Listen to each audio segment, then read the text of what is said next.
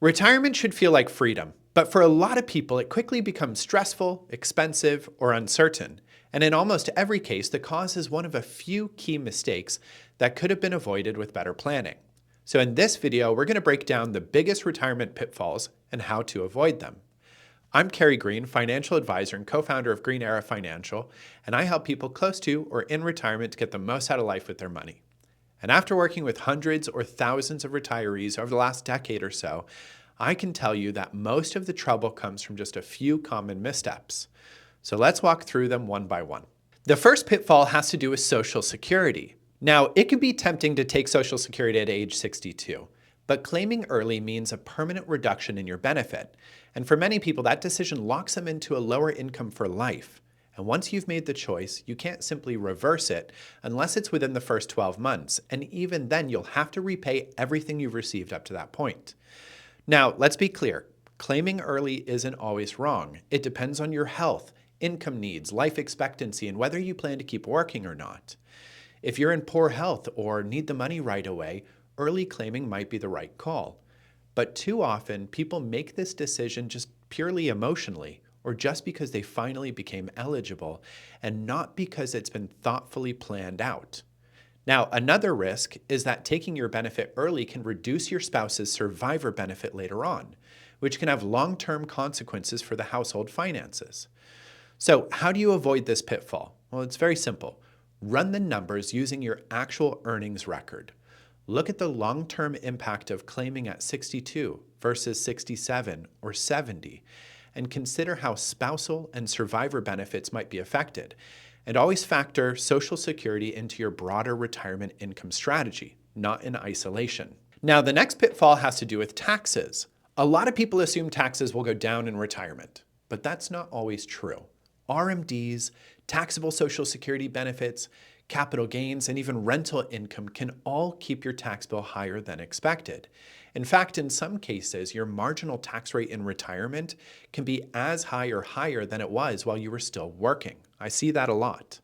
So, withdrawals from traditional IRAs and 401ks are taxed as ordinary income. On top of that, if your income exceeds certain thresholds, up to 85% of your Social Security benefit could become taxable. And high income in retirement can push your Medicare Part B and D premiums higher through something called IRMA, which stands for Income-Related Monthly Adjustment Amounts. So, how do you avoid it? Build a tax-diversified portfolio. Include tax-deferred accounts like IRAs, tax-free accounts like Roth IRAs, and taxable accounts like brokerage accounts. This gives you more flexibility in how you draw income. Also consider strategic Roth conversions in your early retirement. Those low-income years between retirement and RMD age are often the sweet spot. And finally, coordinate withdrawals with tax brackets and don't forget to account for capital gains if you're drawing from a brokerage account. Now, the next pitfall has to do with healthcare. One of the biggest expenses in retirement is healthcare, and it often catches people off guard. Even with Medicare, you'll still face monthly premiums, deductibles, co-insurance, prescription drug costs, and out-of-pocket expenses for things like dental, hearing, and vision, which Medicare typically doesn't cover. And that's just routine care. If you end up needing long-term care or in-home assistance, those costs can be tens or even hundreds of thousands of dollars over time. Most people don't realize that Medicare doesn't cover long-term custodial care. So, how do you avoid this? Well, first, educate yourself on what Medicare covers and what it doesn't. Consider a Medigap or Medicare Advantage plan to help cover the gaps. Build a line item for healthcare into your retirement budget and assume those costs will increase faster than general inflation. And you might also consider something like a health savings account, HSA, if you're still working and eligible. HSA funds can be used tax-free for qualified healthcare expenses in retirement. And if long-term care is a concern, look into standalone long-term care insurance or hybrid life insurance policies with long-term care riders. Now, those can be a little bit tricky, so make sure you do your own research on those, but that's another option to help with this. Okay, the next pitfall has to do with discipline. The early years of retirement often feel like a well-earned vacation. You finally have the time and freedom to travel, take up new hobbies, or help your kids and grandkids. But if you overspend in those first 5 to 10 years, you may put long-term sustainability at risk, especially if we experience a bear market early in your retirement. This is known as something called sequence of returns risk. If your portfolio suffers losses early in retirement while you're also withdrawing income, those losses are harder to recover from, and it can increase your chances of running out of money later. So how do you avoid this?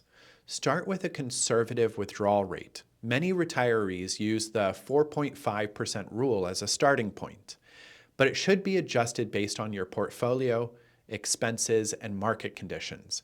Consider using a bucket strategy where you separate short-term, medium-term, and long-term investments to manage volatility, and be flexible. Cut back spending in down years and replenish reserves when markets are strong.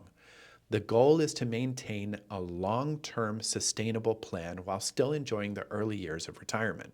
And second to last, we have RMDs. Now, RMDs begin at age 73. And if you haven't planned for them, they can create unexpected tax spikes and force you to take income you don't actually need, potentially pushing you into a higher tax bracket, increasing Medicare premiums, or even causing more of your Social Security to be taxed. It's a big deal. So many people don't realize how large their RMDs will be until it's too late.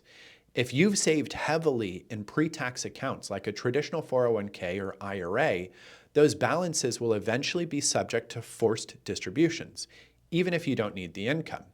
So how do you avoid this? This comes down to planning early. If you're retired and not yet 73, consider things like strategic Roth conversions during low-income years. If you're charitably inclined, look into qualified charitable distributions, or QCDs for short. From your IRA, starting at age 70 and a half, those QCDs can count toward your RMD, but also don't count as taxable income. Also, if you're still working at 73 and don't own more than 5% of the company you work for, you may be able to delay RMDs from your current employer's 401k. The key is to forecast your future RMDs and manage your taxable income before they kick in. And finally, we have the most important pitfall of all: entering retirement without a portfolio that's actually designed for retirement. Too many people head into retirement with a portfolio built for growth, not income. Or worse, they shift too far in the other direction and end up overly conservative, leaving them vulnerable to inflation and longevity risk. Or, worst of all, they have no real portfolio to begin with, just a bunch of random investments that don't add up to any cohesive strategy or portfolio structure.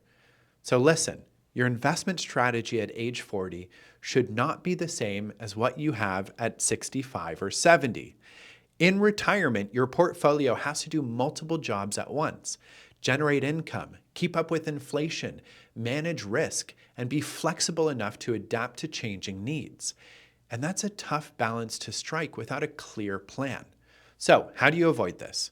Start by getting clear on what your portfolio actually needs to accomplish. Are you drawing income? Are you trying to preserve principal? Do you need to plan for a surviving spouse or leave a legacy to your kids or grandkids?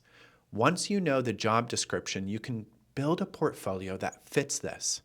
So consider strategies like bucketing, right? Having a short, medium, and long-term segments to your portfolio, diversified income generation, and maintaining enough growth exposure to combat inflation over a 20 to 30-year retirement. And be sure to revisit your plan regularly, because your needs and the markets will change. Now, there's a lot that goes into designing and monitoring a proper portfolio, especially in retirement. So it also might be wise to consider hiring a financial advisor, or at least consulting a financial advisor that can assist with this, especially if you don't want to go learn how to do this all by yourself and constantly stay on top of it and have to monitor it, because that can be a lot too. So the key to avoiding these pitfalls isn't luck, it's planning. Retirement is a long game, and small, smart decisions in your 50s and 60s can prevent massive problems in your 70s and beyond. So whether you're already retired or still a few years out, now's the time to make sure that you're on the right track.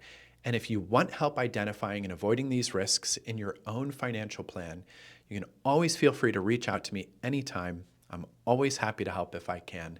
Thanks for watching, and I'll see you next time.